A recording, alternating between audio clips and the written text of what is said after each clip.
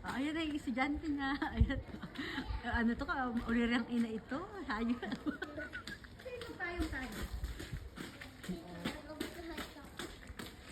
Ay, ito naman. Ay, dito na.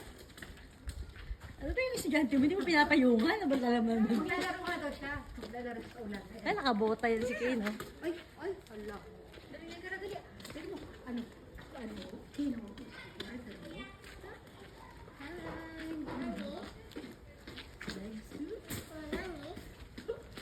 Ilang ano na yan? Yung bahay natin. Sino? Ano? Ito. Nagkapit. Ano yung ano? Ilang ano na? 1 minute lang. Basta na. Hindi na naman sa likod ng ano nito talaga. Oh, lapit. Bye!